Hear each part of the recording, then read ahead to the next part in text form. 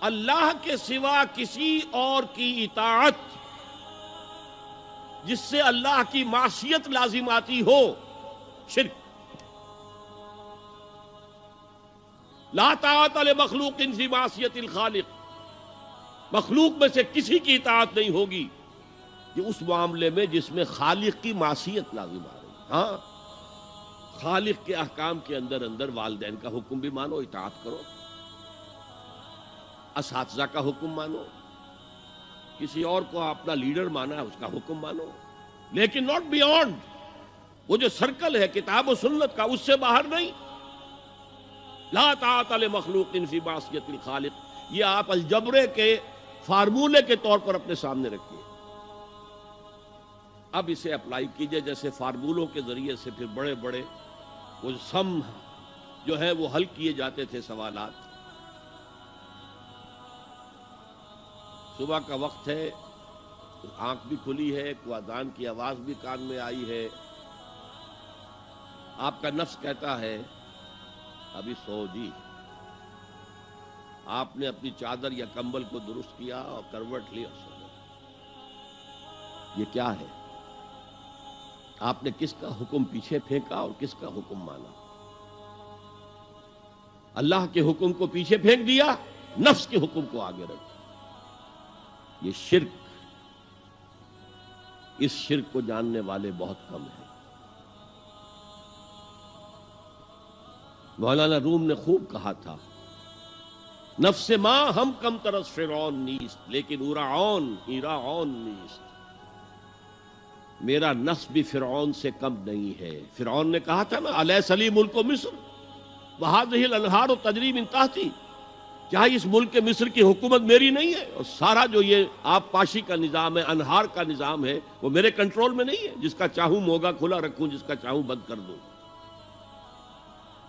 یہ تھا خدائی کا دعویٰ، انا ربکم الاعلی۔ تو مولانا روم کہتے ہیں میرا نفس بھی اس سے کمتر نہیں ہے۔ وہ کہتا یہ جسم میرا ہے، اس پر میرا حکم چلے گا، میں نہیں جانتا کون اللہ کون رسول، کیا حرام کیا حلال۔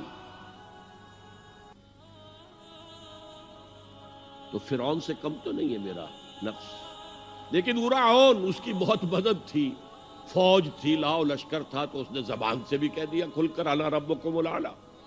میں مسکین ہوں، غریب ہوں، میرے پاس کوئی طاقت نہیں ہے، میں زبان سے تو کچھ نہیں کہہ سکتا، اندر سے میرا نفس یہی کہتا۔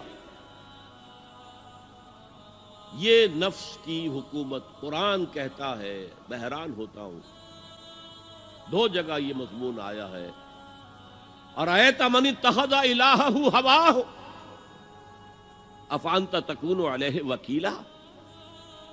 اے نبی تم نے دیکھا اس شخص کو، اس کے حال پر غور کیا جس نے اپنی خواہش نفس کو اپنا الہ بنا لیا ہے۔ اللہ اکبر، الہ، لا الہ الا اللہ، کلمہ توحید کا مرکزی لفظ یہاں آ رہا ہے، من اتخذ الہہ ہواہ، جس نے اپنی خواہش نفس کو اپنا معبود بنا لیا، الہ بنا لیا۔ افانت تکون علیہ وکیلا، کیا آپ ایسے شخص کی کوئی ذمہ داری لے سکتے ہیں؟ سود حرام ہوا کرے جی، حرام ورام، ہمارا دھندا جو ہے وہ آگے بڑھ نہیں سکتا۔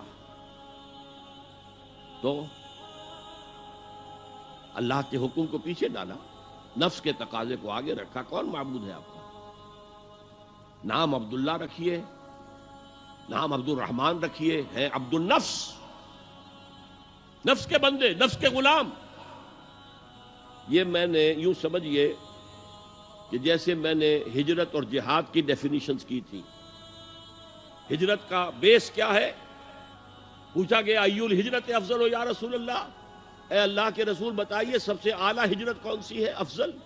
فرمایا ان تہجر ما کرہ ربک، ہر اس چیز کو چھوڑ دو جو تمہارے رب کو پسند نہیں۔ آج رات ہی سے آپ ہجرت شروع کر سکتے ہیں۔ جائزہ لیجئے کیا کیا چیزیں میری زندگی میں خلاف شریعت ہے، تو اللہ کو ناپسند ہے، فیصلہ کیجئے کہ آج کے بعد نہیں ہوگی۔ ہجرت شروع ہو گئی، افضل الہجرہ، سب سے افضل ہجرت شروع ہو گئی۔ لیکن ٹاپ پر لے جائیے تو یہ ہجرت جب اللہ کے دین کو قائم کرنے کی جدوجہد اس مرحلے پر آ جائے کہ اب باطل کے ساتھ ٹکراؤ ہے اور اب چاہیے کہ ساری قوت ایک مرکز پر جمع ہو جائے، ہجرت فرض کر دی گئی، وہ ہجرت گھر بار چھوڑ کر، اہل و عیال کو چھوڑ کر، اور مکے کے بھیڑیوں کے رحم و کرم پر چھوڑ کر اپنے گھر والوں کو جو لوگ ہجرت کر کے آئے، حکم تھا۔ ہجرت مدینہ فرض تھی، ہجرت حبشہ فرض نہیں تھی، صرف اجازت تھی کہ جن سے سختیاں نہیں جھیلی جا رہی مزید وہ چلے جائیں۔ تو ہجرت کا یہ ابتدائی نقطہ، انتہا یہ جہاد، المجاہد من جاہد نفسہ، جہاد تو یہاں سے شروع ہو گیا، اپنے نفس کے خلاف جہاد کرنا۔ صبح نفس نے کہا ابھی سو جاؤ، آپ نے نفس کی بات کو رد کیا، اپنا کمبل اٹھا کے پھینکا، اٹھے، وضو کیا، نماز کے لیے آپ مسجد چل دیے، آپ نے جہاد کیا نفس کے خلاف۔ یہ افضل الجہاد ہے، اور سب سے چوٹی اوپر یہ ہے کہ جب وہ حق و باطل کی جنگ ہو تو جان ہتھیلی پر رکھ کر میدان میں حاضر ہو جاؤ۔